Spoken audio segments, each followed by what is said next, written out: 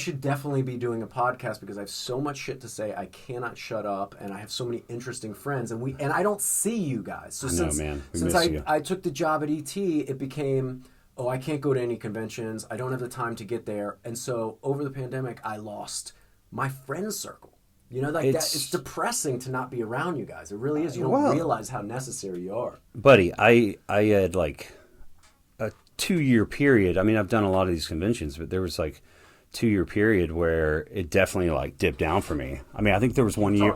I think there was 1 year I didn't do a single one. Yeah. And I went through the same thing. It's like I just missed you guys so much because I mean, it is a lot of fun. Well, it's sleepaway camp for grown-ups, and then like 100%. I think I took it so much for granted, because I had it for 10 years. Right. And then as soon as you get rid of it, you realize, oh wow, that was a part of my livelihood. That was a part of me being happy. Totally. It was those conversations that we have on the road, in a hotel room, late at night, on the stage, backstage, are forms of therapy for us. Yeah. Just to be around friends, to vent, for you to tell me, this pisses me off, that's irritating, this is great, that's good. You can't shut that down. Once you shut down the ability to talk with each other. Yeah, what are you going to do? Like, I'm lucky. Where do you go? See a therapist. I have a great wife and kid, but at some point they're like, shut up, Dad. Like, you're not on a podcast with us. We don't care about what you think's happening in the world. My wife, it drives her crazy. I walk in the room and I expect her to just pay attention to me. Yeah. Whatever I'm saying is the most important thing in the world at that time. Yeah. And she could be on her computer, you know, working away, and I come in the room and I'm like, I'm sure it's nothing important too. I'm just talking. And she's like, babe, do you see that I'm working right now? We've lost track of, I think, being on a convention stage and being an actor and selling yourself so much so that it just becomes who you are. Like, I go on sales pitch Matt in the middle of a monologue to my wife where I'm like trying to sell her an idea about dinner, and she's like, why are you up talking sentences? I'm like, you're not on TV. You're not on stage right now doing a Q&A. I'm like, I don't know. I can't shut it off. But well, man, we've missed you greatly. Like I was saying though, there was a year I didn't do any, my way back and then I think after that year of nothing, I thought it was done, and then they had me back for a couple. And then I've been lucky enough this year I've been doing all of them, and it's been great and such a godsend, obviously, because are you doing Fridays, Saturdays? What are you doing? I'm doing the same schedule I always did. I'll fly in on Thursday, do Friday, Saturday, out Sunday morning. I would love to get to be on something like that. I've reached out to Creation, Steph, and everybody, and I'm trying to get back on. But I'd love to add new things. Like for me, I'm like, why don't Gil and I get back and put a thing together where we do a meet and greet? We sit down and chop it up. Buddy, I would love to, because a lot of people have those extra things that they're doing, right? And you and I could be fun just chopping it up to the fans. Like, hand us each a glass of whiskey and let's just talk for an hour going into karaoke or something. I feel like I need to be more proactive in that area and find something else to do. Like somebody, one of JC, I think you know JC, she was like, why don't you like sell tickets and have your own little like private sing along where you sing songs to the fans? And I'm like, I like the idea, but like I don't play guitar or piano well enough to accompany myself. Sure. And you know, so good. Well, maybe, but like me being in one of those rooms singing a cappella, I will pay for it. I will pay for it as your friend. I feel like I would be so uncomfortable. I would be so we'll see. Gil and Matt, where this is the meet and greet sing along, and I'm just gonna stuff you're singing. Well, buddy, if you come back, we should definitely do something. I'm getting back on some of them at least. I hope so. Give me some. Well, look, you did more than probably anybody except for maybe Jensen and Jared Misha, right? I mean, you Lindbergh and I called out DJ Qualls last time we were in here, and the reason being, all in good taste, but DJ is online and he's really promoting the karaoke. 100%. And I'm like, hold the phone, ladies. And he's like, we're doing costumes, we're doing this. And obviously we love DJ. DJ's all tight as I could be with another human being. DJ Qualls, I love this guy. But Gil, Chad, Spate, Benedict, back in the day, like Yeah. when karaoke was just becoming what it is now. Right. Like now it's a wild freak show of fun. Like we show up, we're crazy, they're crazy, it's a good time. But once upon a time, it was like a talent show hosted by Misha. Right. And there was like, it was like table hopping on a talent show. I remember the table hopping. And then we turned it into like, all right, I was like, Steph's like, let's do karaoke. She sent Rich to a karaoke bar far away, and he was like by himself. He's like, this ain't going to work. This isn't They happening. put us on a stage, and it was sitting karaoke. Right. They wouldn't even let him stand. They right? wouldn't even stand up. Yeah. And then, that grew into, they got to stand. I was throwing chairs. They made Karaoke Kings all was that. born, right? Costumes nonstop, and we had a great run. And then when Rich retired, and we kind of had a send off, I think we were in like Jacksonville or somewhere in Florida. Yeah. And then I got the job at ET just following that. It's kind of like we just were gone. You're gone, and so karaoke everybody else- was it definitely took a dip, man. But it's it was back. It's come back, and DJ is a part of that. I think he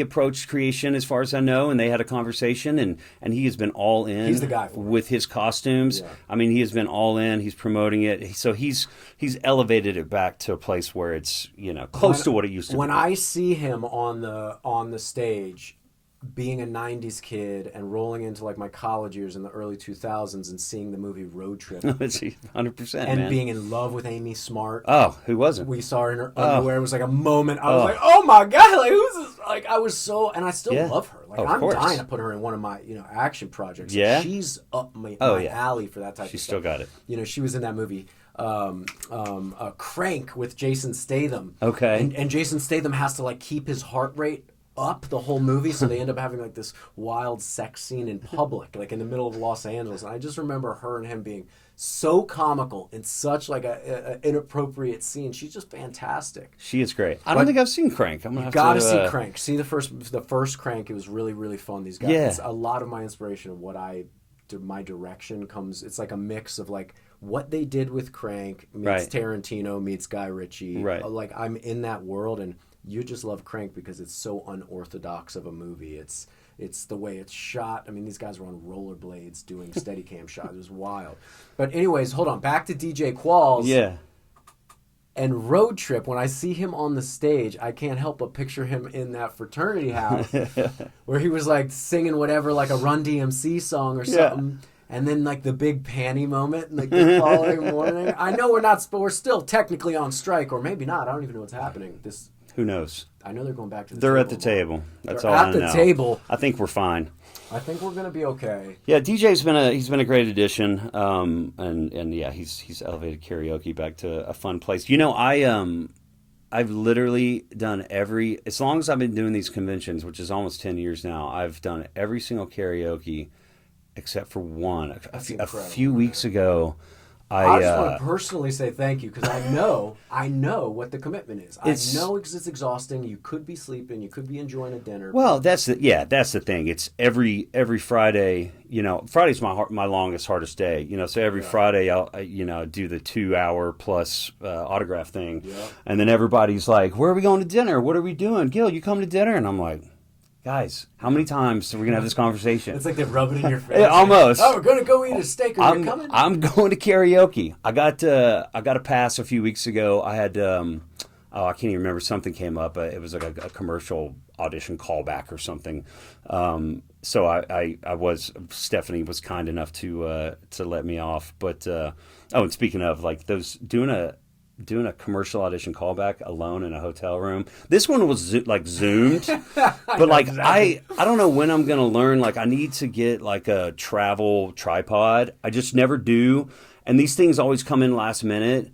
So I literally was in my hotel room, and it's like I will spend 30 to 45 minutes trying to figure out how to set my phone in a still position with the right frame and the lighting, because as we all know, the lighting in hotel rooms is it's awful. It's meant to be dark so you can rest and feel calm. It's 100%. not meant to shoot videos. Nope.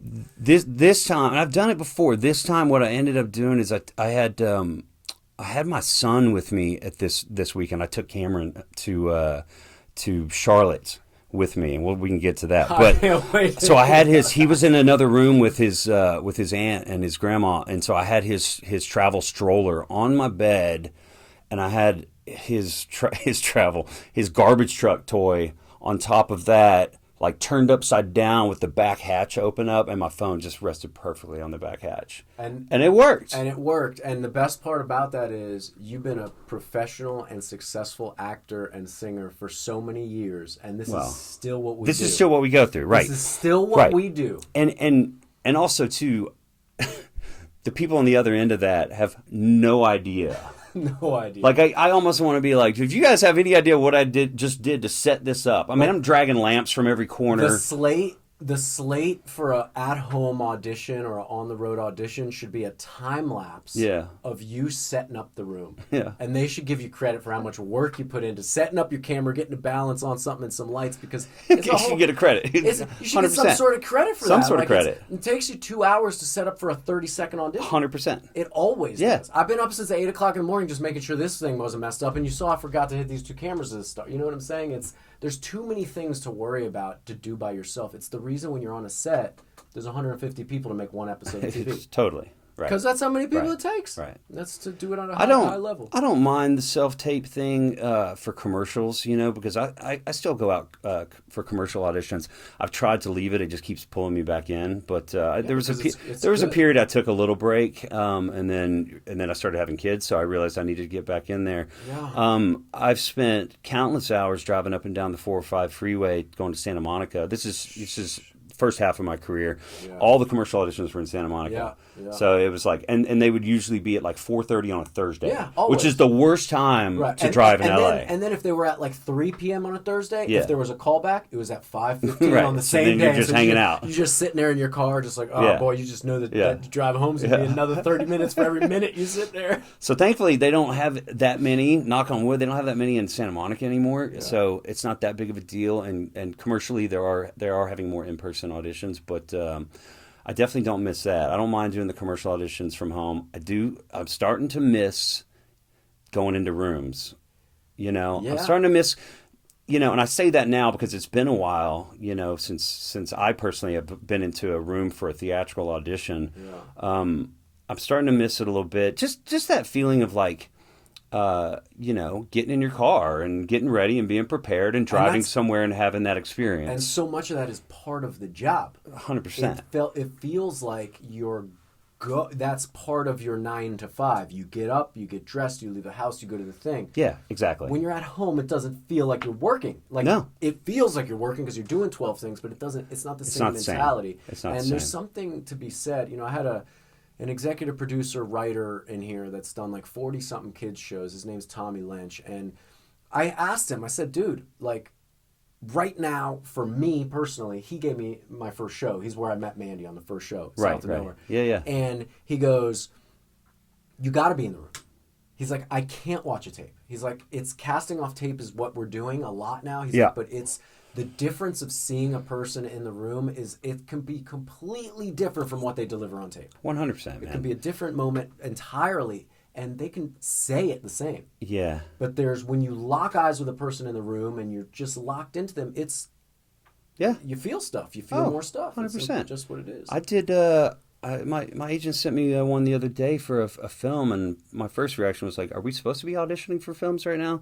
But there's nothing else going on, so I did it, and SAG's got some interim projects. They have 1,600 projects waiting that are not being made by the whatever whatever the producers are. I went through the motions. I did this thing, and the audition went fine, but it's that thing. I'm standing in my office, trying to have a moment with somebody who's a small square on my phone, and it's like that organic like thing, that connection. You just I've can't gone do on it. tape and didn't have somebody here to tape me, so I put a camera on a tripod, and I remember their lines, and I say them in my head, and then say my line, say their line in my head, and then say their line. No kidding.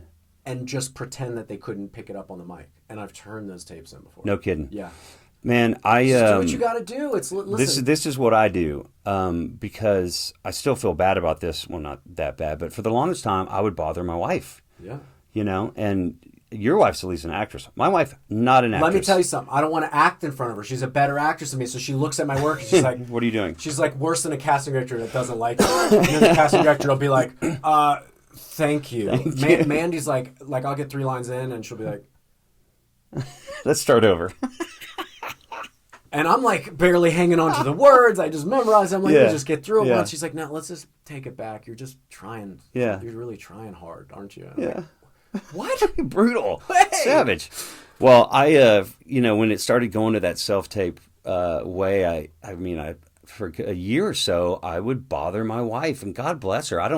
At the time, I didn't feel like I was doing anything, wrong. I just needed my wife's help, right? Yeah. And she would try, but most times, I would, she'd be just reading the thing, stumbling over stuff. Sometimes I'd be in the middle of like a longer part of the scene, and I'd look down and she'd be looking at her phone, and it drove me crazy. So this is what I started doing, and I think it works. I've talked to a couple casting directors about it. They've got no problem with it.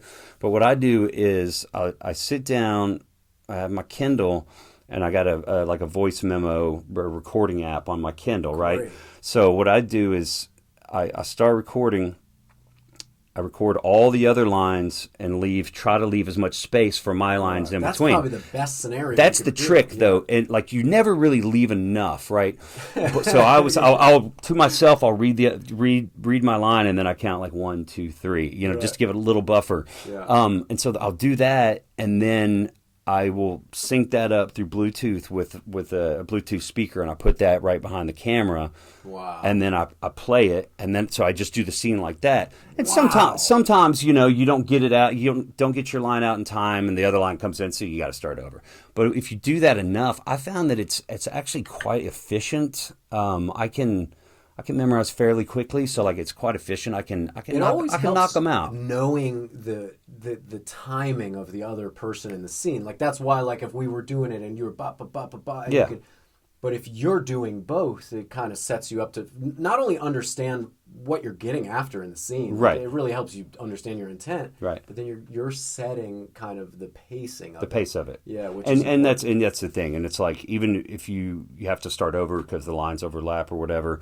It's almost feels like a rehearsal, and you kind of getting that timing down. Now, is it the best way to do it? No, obviously not. But the best way to do it is with another actress in a room. Exactly. While the casting director is not reading with you. It's better when a casting director is a reader. Let that casting director be over there and do the scene. And please, I know you'll probably all never hire me for saying this, but that's fine. Please get a reader that wants to be there and wants to just try. I'll come in and read across from actors if you guys want it. If anybody's out there. I'll come in just to give the artist a chance to reflect, to bounce off something. There's so many times and you get trained by your manager, right? Your manager say, listen, likely the person reading from you is going to be real flat and just say the line or just be done and not help you. Right. Why not? Right. Why not just act with us? Either I'm going to be too big or too small or whatever, but give me something. Yeah. Don't just make it hard where I have to be crying out and confessing to a person that's okay, thank you. And you're just come on, it's a hard. The audition process sucks because it's not what you're doing on screen. It's not. It's a total different beast. I get it. I get it. It is a process. I get why it's necessary. 100%. But what you do on a set compared to what you do in an audition room, I don't care if you've all seen Rachel McAdams in the Notebook audition. She's fantastic. It's still different than what you're going to do in the movie. In her case, she kind of delivered the same thing twice. I don't know how she did it. She's Rachel McAdams. But the rest of us aren't Rachel McAdams. We need to be in a room connecting to somebody on a stage. Even our interactions on stage, whether it be karaoke or a Q&A thing where we're on stage, the energy and the fire and the rapport back and forth is what people are there to be entertained by. Totally. Not me standing on a stage reciting monologues. They want to see the connection between human beings. Absolutely. And I think that's the best part of what we do anyways. I had an audition early in my career, and it's probably the only time that there's actually been an actor reading in the room, and it was Zachary Levi. Oh, wow. He's a nice dude. Super nice. This was before he, became a movie star, but... he's still a super good dude. I could tell you, I interviewed him at Comic-Con last year. Very good dude. Mental health pretty seriously. Very good dude. Yeah.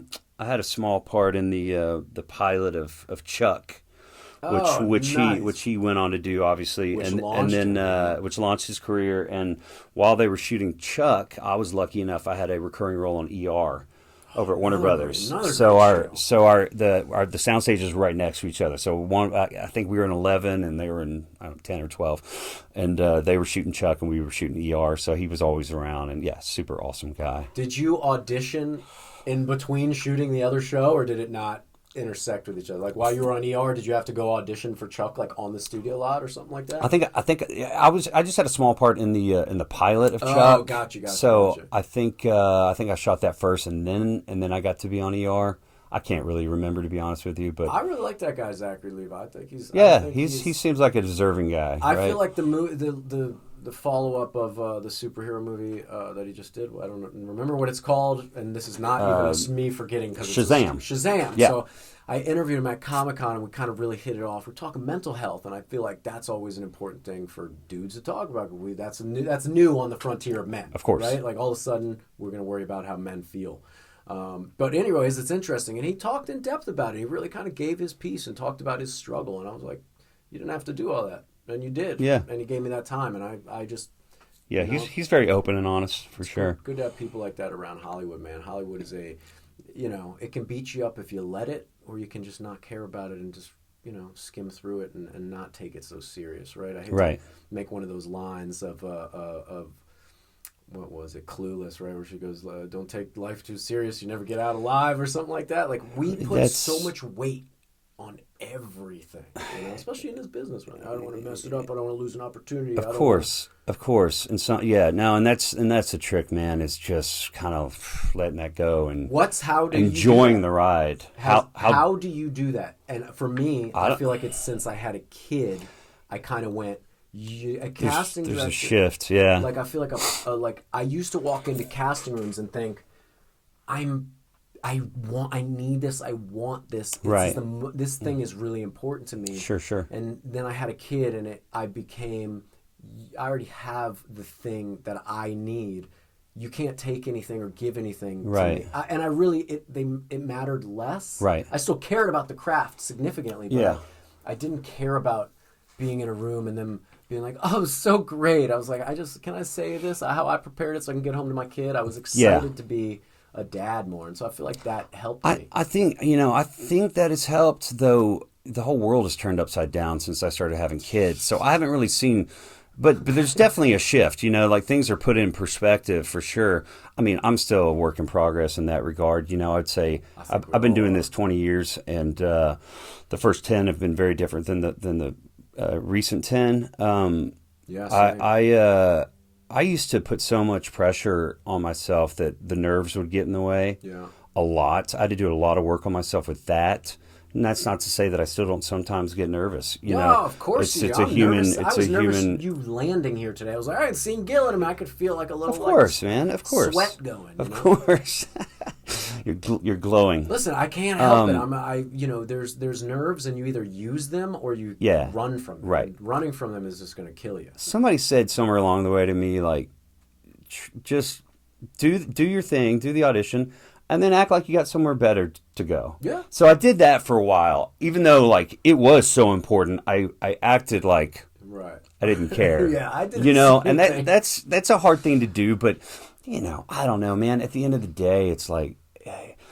I don't know if you've ever been on the other side. I haven't been on the other side that much, but like we put all this pressure on ourselves, and when you're on this other side, it's like usually they kind of know when you walk in the room if you're the right the right type. I think actors. I used to, if I flubbed a line, I would let it devastate me. Yeah, me too. And the reality is, they don't really give a shit. No, and they don't care if you even read it off the paper. No, they don't. They don't. That's the other thing. For the longest time, and I'm still kind of like that because I know that I'm better when I'm off the paper. Same. But I definitely, I put all this pressure on myself to be like word perfect and all this stuff. And if I had one little fuck up, I would let it ruin my whole experience. And that's just we come from the generation of where it was like such a gift to be in Hollywood. Totally. Auditioning on the big scale for the big stage, for the big paycheck, for the union job, like I feel like a lot of what you felt like, where I was always had to be word perfect, and that came from trying sitcoms from the beginning, right? Right, where you had to be. You had to be. If not, you weren't getting the job. And so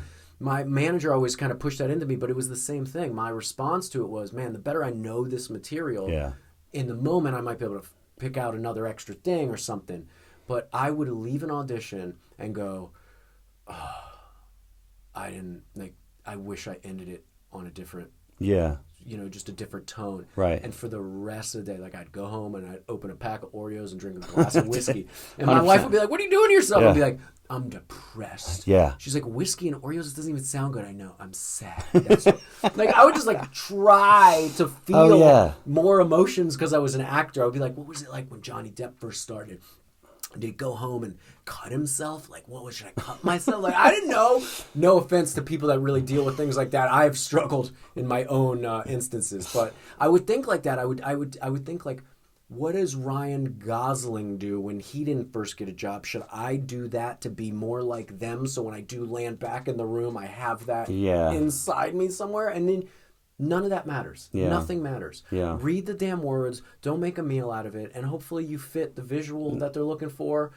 And you don't resemble their ex-boyfriend from high school and they kick you out of the room. Because that's happened to me before too.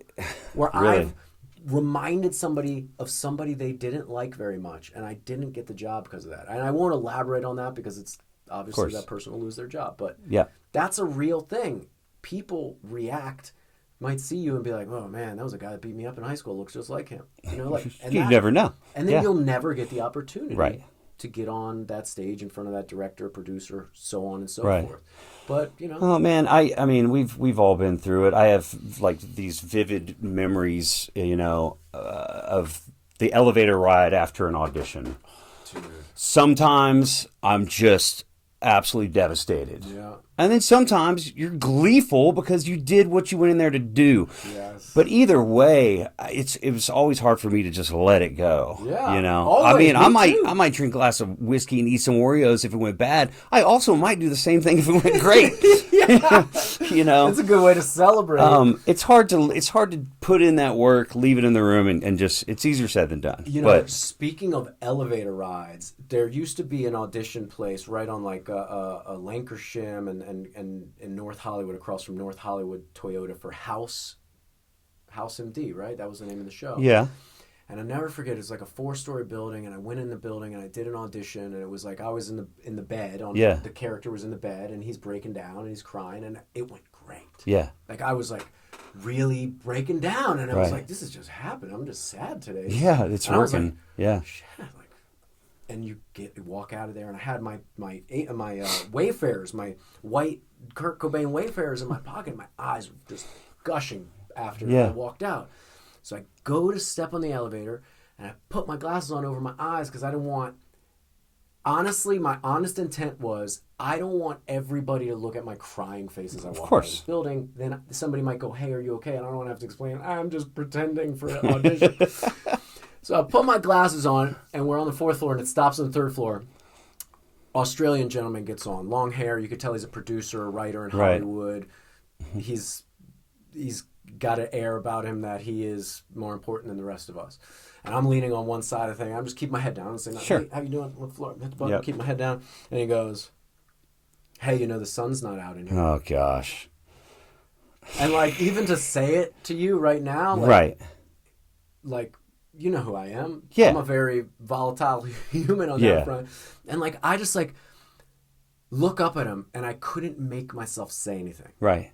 And it sticks with me to this day. That guy's just a dick. I know. Why did he have to say anything to me? And why didn't I have to say anything? And why do I care? But like it's those moments that like you just kind of carry with you, and you got to let them go. You got to let them go. Clearly I haven't, but man, I remember being so pissed off at this guy. I wanted to backhand him and just be like, "Come on, man!" Like. Unnecessary. Brutal. I mean, he's just a dick, man. As we're sitting here talking, I was just thinking, I've got this thing. I don't know that I really have a photographic memory, but sometimes I think I do. And with faces, I have a vivid. I have to make more of an effort with the names. I'm not as good. Bro. I'm not as good at the conventions as I used to be. Man, when we do a photo op together and you know like 10 people's names in a row, I want to leave the building. I'm like, there's no way I can give these fans anything compared to what he knows their names. It's like, oh hey, Mrs. So and So. Oh hey, how's your neighbor so and so doing? I'm like, what is going on here? So fair. Well, isn't even probably that great of a story, but as we're sitting here, I was just thinking, I remember the first time I saw you at an audition. I remember it. I'm like 98% sure we were at Paramount. Paramount's such a cool studio. I don't know if you ever... Melrose, right? Off Melrose. Yeah. Did you ever work there? Never worked there. I think it's the one studio... Every time I go on a studio lot, to me, it's like, I'm like, oh shit, I'm on a studio lot. I always feel so special. I love it. Cool. I don't think I ever got to work at Paramount. But anyway, I remember sitting outside a room one time, and you came up the stairs. I don't even know what we were auditioning for, but that was the first time I saw you. And that was a long time ago. That was probably at least 15 more years ago. But anyway, yeah, the studio experience. I never got to work at Paramount, which is it's such a beautiful old studio, right? It's like so much history, and it was the place I had my first audition ever. And I also have this vivid memory of driving up. There's a Gower that runs on the west side of where Hollywood sign is. Seeing the Hollywood sign for the first time and parking. I think it's that's Gower. a big moment when you get here. To be an actor. Man, I just remember like goosebumps, you know. It's happening. I'm here. I'm in this. I still have fond memories of Warner Brothers. It's been a while. That was my first audition. It's been a while since I've been on that lot. Warner Brothers lot. That's also a great one. And it was I was playing like a barista, and I remember the audition said it was like the breakdown was something about like a very caffeinated barista. So like me as the new guy in town, perfect, yeah, like 22, 23 years old, I go and I get like the biggest cup of caffeine and I chug it. Yeah. I chug it like 30 minutes before. Your method, yeah.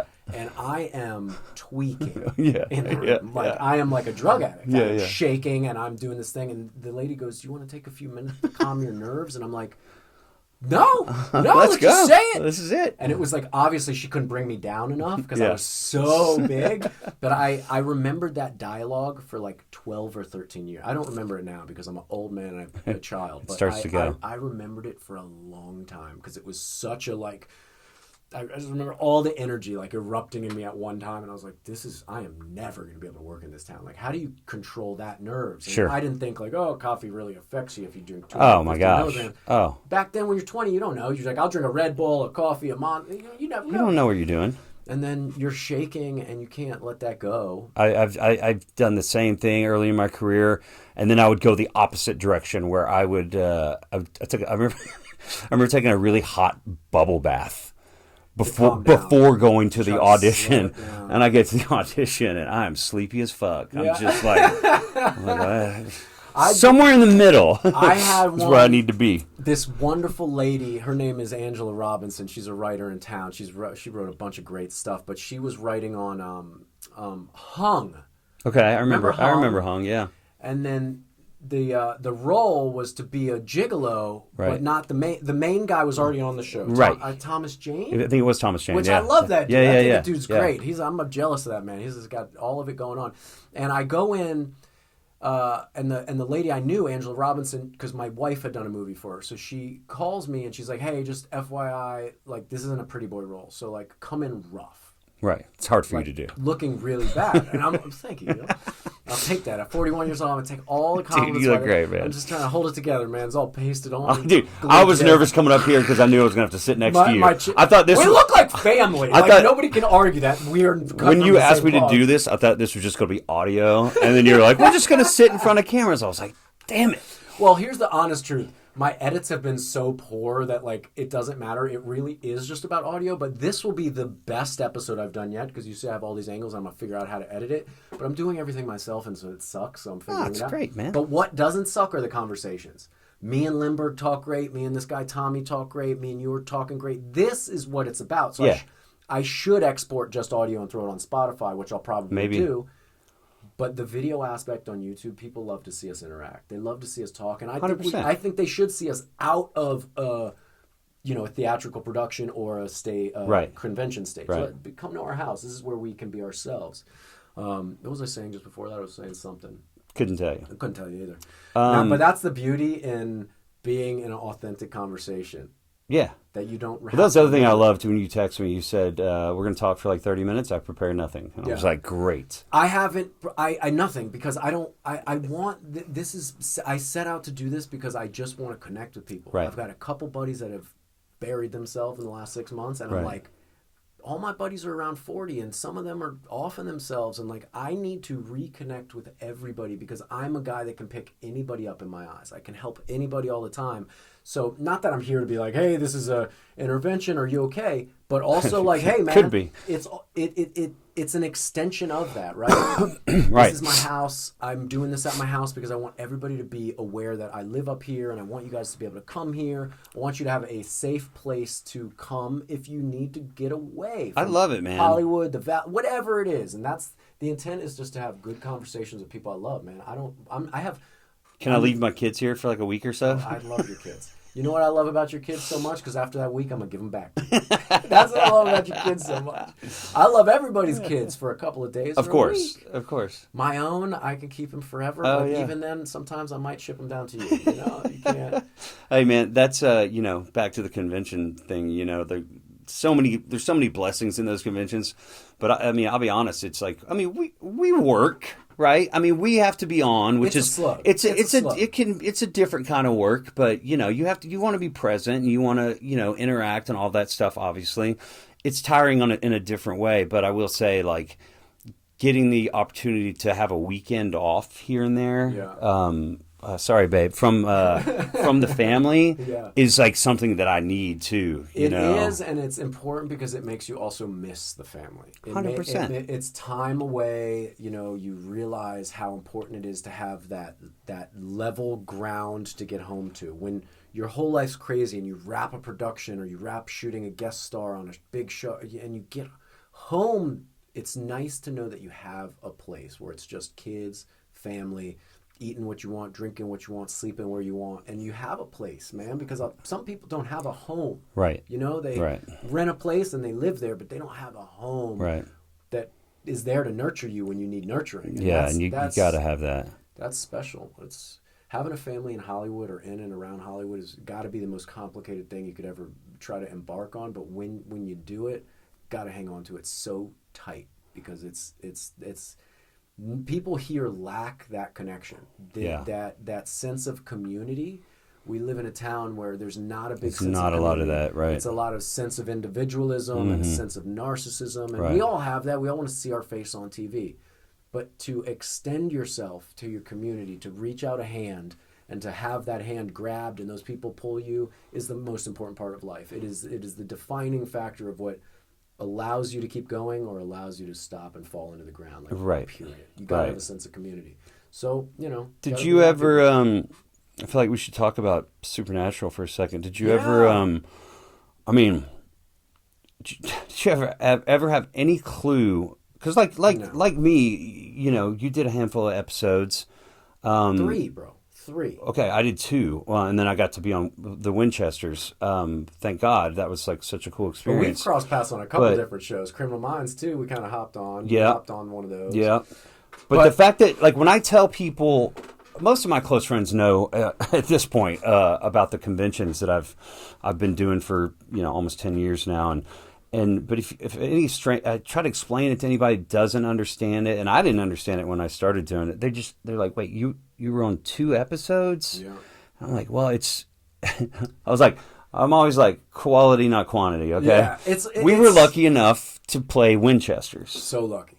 And frankly, like I said earlier, I didn't do conventions for a year and a half, really, not that many. And then when I was lucky enough for Jensen to ask me to come be on the Winchesters, I think the door kind of swung back open for me a little bit, right? Because we got to play Winchesters on a show where the Winchester name is, it's everything. It's all about family, and I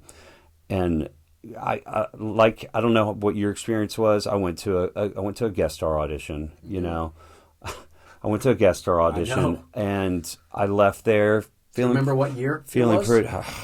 A long time ago. It was a long time ago. And we're still working. And it's Supernatural, still it's supported me and my family, especially like times like now when times are a bit lean. But yeah, I went to a guest star audition and I left feeling pretty good about it, and had no idea though what would have happened in the long run. Yeah. And it's been one of the coolest things in my life, and again, a reminder too that the best things in life are sometimes the unexpected. You can't control it all. You can't control it all. Sometimes it just happens the way it's supposed to happen. If they had, at the end of the day after my audition, if they're looking at 2 headshots or whatever, have 2 actors in mind, maybe they went the other way. Yeah.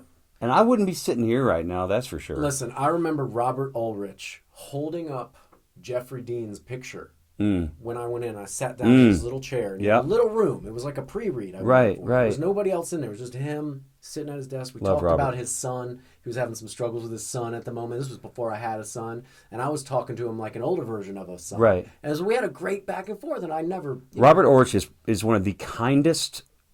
I mean, he's probably the kindest casting director in town. I could not agree with you more. And I felt so grateful that he just talked to me before the audition, because I immediately was like, oh, heart rate down. Yeah. Okay, we're here. He wants to see me work. Right. He wants me to be good. Of course. This guy wants me to be good. And when some casting directors see you right away, and they're just like, let's get this guy get this guy on his way. All right, go ahead. You ready? All right, begin. We're recording. Oh, we forgot to record. All right, anyways, goodbye. Like it gets like that. Robert holds up the picture, and I remember I barely knew who Jeffrey was at this point. Right. I had seen him on Grey's Anatomy. He played this role, Denny. He was real sweet. Every woman on Earth fell in love with him, and I was like, well, I could get a little bit of that. My mom fell in love with him. I mean, I fell in love with him. I was like, I'm gonna switch sides for Jeff. I mean, JDM has got it going on. Yeah. And I do the read, and he goes, man, or just before the read, he goes, I really hope you're good. Oh, wow. And I was like, because it was just And luckily for me, the scene was between me and Mary, and it wasn't a John and Dean and Sam scene. It was just me and Mary. And so I just, I was dating Mandy at the time. I just made it Mandy, and I just talked to her from a kind of very naive standpoint of a young man coming out of the military and whatever. I based it kind of off my wife's father, who was a Army guy, and I felt pretty good about it, but I remember walking out having no idea. And then you get an episode, or I got called back to the Warner Brothers lot. In that room was Ulrich and Eric Kripke. Okay. And Eric Kripke goes, wow, good to see you. And I was like, huh? I forgot basically in that moment because I was so nervous, but he wrote on a movie that I starred in called Boogeyman 2. He kind of rewrote it, so he had a writing credit on it. But I never really saw him on set, maybe once or twice. But he knew who you were. I guess he remembered me. And then I read it, and he was like, "Great," and I was like, "All right." When they tell you a good job, you're like, "All right, so can I stay and we can just sign this now?" Well, I can just go to my trailer. Is my trailer here? I'll just go. That's literally how I would think in this town it would happen for some people. Sure. Just the right person's going to see it and be like, $10 million. Let's go. Yeah, that's what I always thought. And so whatever, I did it and I booked it, and then you get up there, and I remember it was me and Amy on the plane, and I met her, and I was, You met her on the plane? I met her on the plane. I knew I was like, this Same. Going I met Elena Huffman on the plane going up to shoot our episode. And I get up there, and whatever, they get us in through the customs and all the hoops you got to jump through, obviously. Sure. And then I get to the table read, and it's lunchtime, and in comes Jensen and Jared, and hey, I'm Jensen. Yep. And then Jared walks up to me and hovers over me, and he's like, Jared Padalecki. And I was like, is this for real? Yeah. I was like, I don't know if these guys are trying to intimidate me or what, or if it was another alpha in the rooms that had to out alpha me. And I was like, these guys are stud muffins. Yeah. I was like, stop shouting. Was this season 5? Is that when you? This was season 4. Was my season first 4. one. Okay. And they were doing table reads. Yeah. But I think it was more to see if I could keep up, because I don't know. I don't think they would have flown you up there. I always think they're doubting me. Let me prove myself. Let me doubt me. I'm not worried about being doubted. I totally get it, man. We're constantly auditioning. Did you ever think you were going to get another episode from the first episode? Was that from the beginning? You knew you were going to record? No, I wasn't sure. I was hopeful.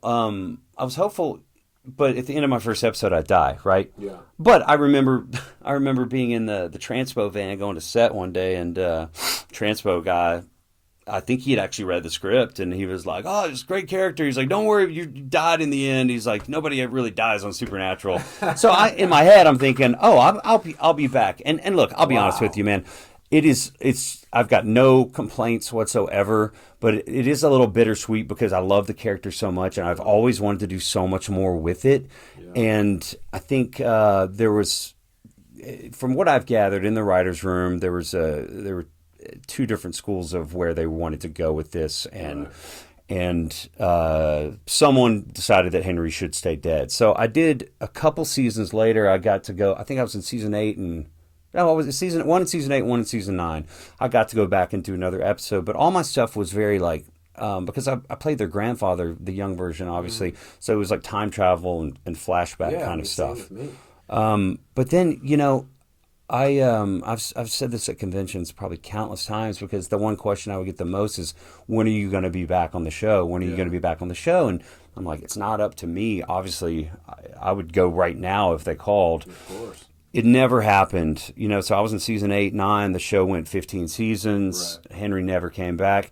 I was like, to be honest with you, I was a bit heartbroken over it. Yeah, I'm heartbroken over that. I didn't get a spinoff of that show. Because it's like, we do this thing and the fans love the characters so much, and the show keeps going, and it's still a massive hit. We're flying all over the world doing these conventions. It's disillusioned. We're still plugged into the show, but we're not on it. It's kind of messes with you. And so anyway, I was lucky enough to get to play Henry again in the Winchester spinoff, and I did a voiceover in the pilot. It's of John reading a letter from Henry, and then I got to do one episode, one scene. All these years later, 8 plus 9 years later, I got to, I still feel like I look somewhat the same, though, I'm a much older man, but I got to go back. I got to go back and do it, and it was such a blessing. And I know for a fact the creator had more plans for Henry if the show kept going. Unfortunately, the show did not keep going, so I just got to take it and just I'm so grateful. But it is also, it feels like a kind of a microcosm of my career. I'm always kind of like right there, and then things don't really quite work out. Buddy, it's working out the way it's supposed to. Yeah. This is kind of how you have to roll with it. Because I can tell you that I've been the number 2 guy for the lead on some of your favorite shows. You know what I'm saying? Like, I've been up against, and it's just me and one other person at the screen test, and then at the studio test, and then at the network test, and they get the other guy. And I've signed holding deals that are life-changing. I haven't got any of them. I had a pilot season back when we used to like really have pilot seasons. It was chaos. 15 it was chaos. Auditions in a week. Oh, you're not even joking. I mean, we'd have 2 or 3 auditions a day. All the material. You couldn't prepare for it. There was so much stuff. I know.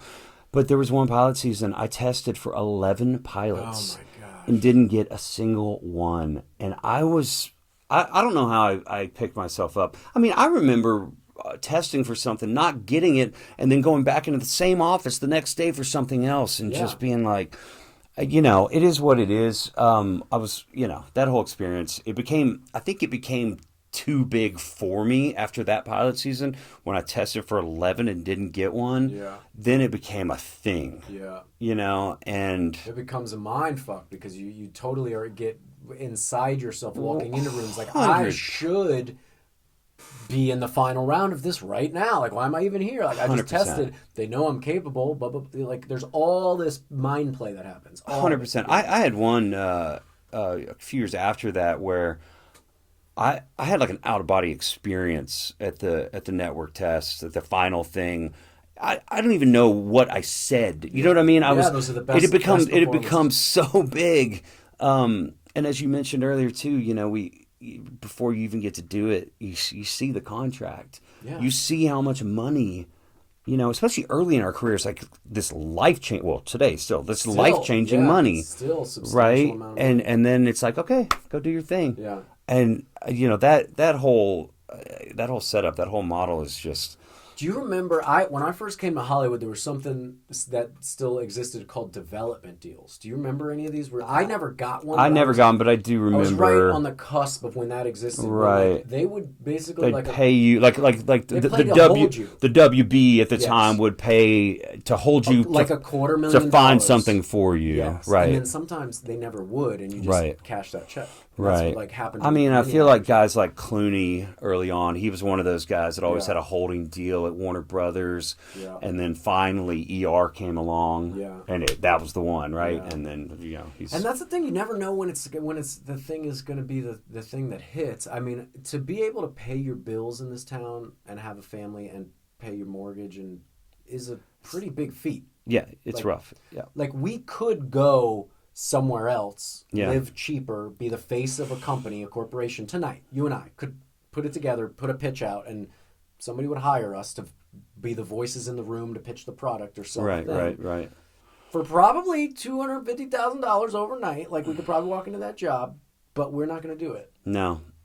I just interviewed for a job outside of the acting industry just to see what happened, and I was like, this is way too promising. Like, this is really like a boat manufacturer, and I was like, there's something about this. Did you say boat manufacturer? Yeah, boat manufacturer. No, there's something about this thing we do. I mean, at least for me, it's almost like a drug. It's almost like it feels so good when it feels so good, and it's like. There's so many in my career. There's been so many ups and downs, and I'll be honest, man. I feel like the past few years have really been testing me, but I don't know what else I would want to do, and I'm not ready to give up. No, well, you have too much talent. Between your singing ability and your acting ability, like you can't stop doing it. Like for me, I came to this town with no talent. I couldn't act and I couldn't sing, but I developed some talent. I had a good look.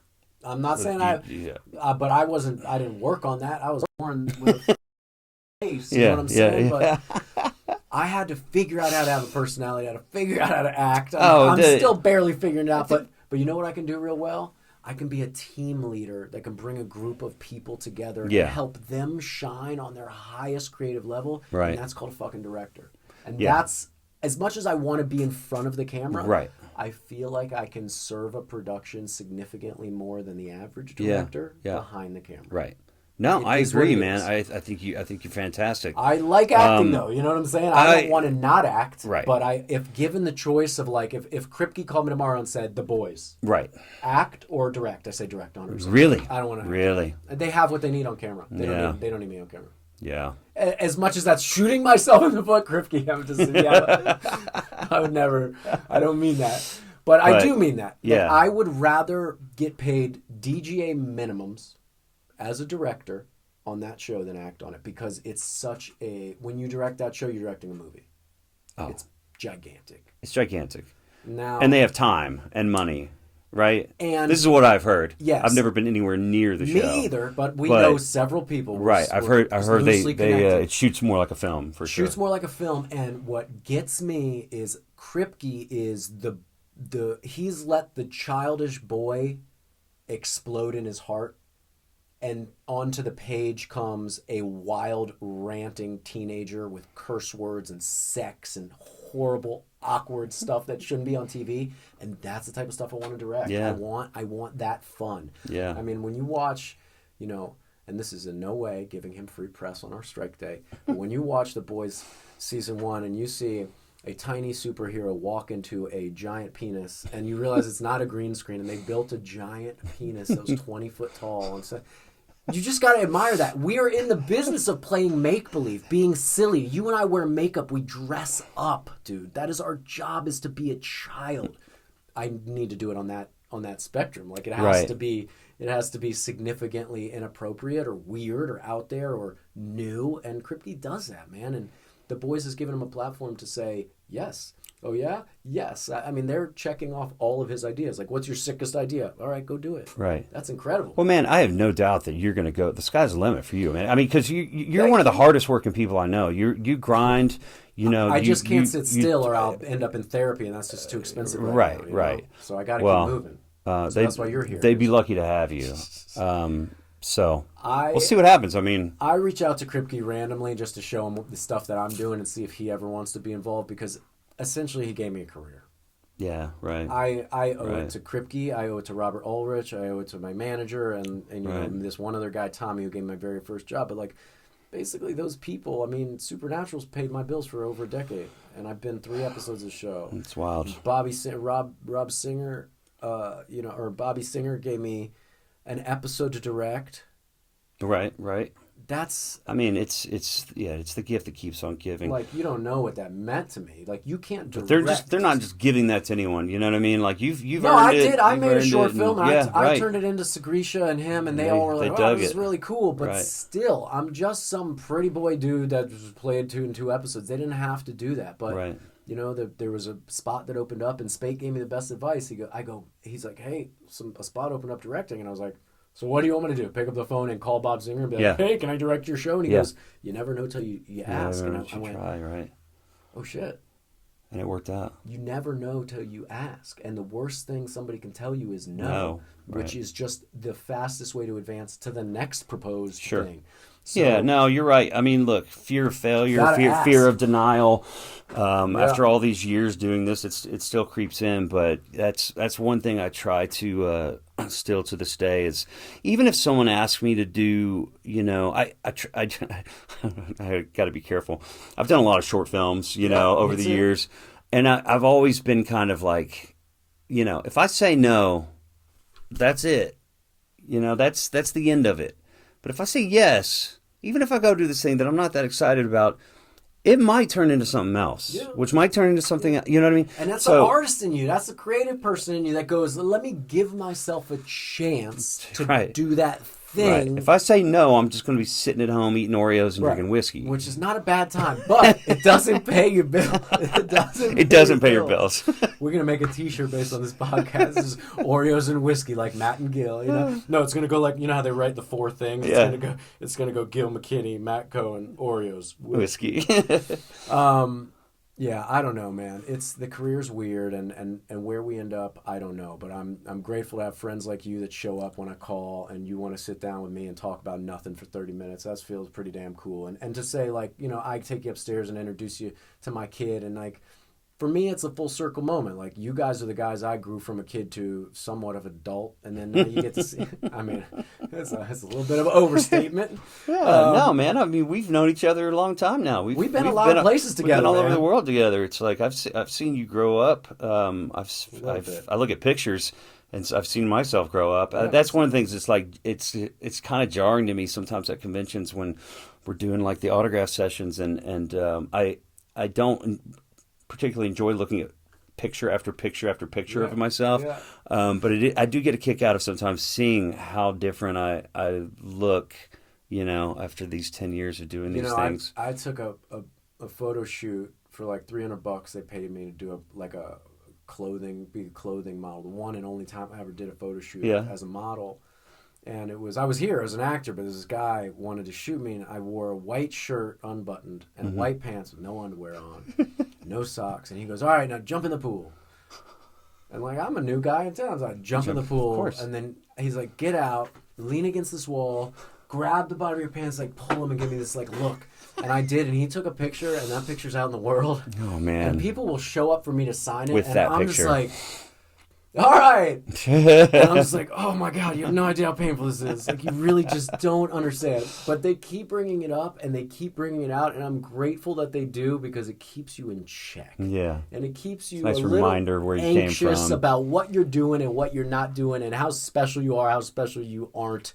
You know, kind of, you're a normal guy, Cohen. Don't think you're some special thing. And I like those reminders, man, because this, industry, when it goes well, we lose that, sometimes. Totally. You got to stay humble. You want to wrap this up? Yeah, man. This has been a blast. This is definitely more than half an hour. I realized that one stopped recording, but we have 3 more, so we're good. All right, people. Bye. This is Gil, and we're going to, I think, just do a follow-up whenever we have time. So, don't forget to like and subscribe.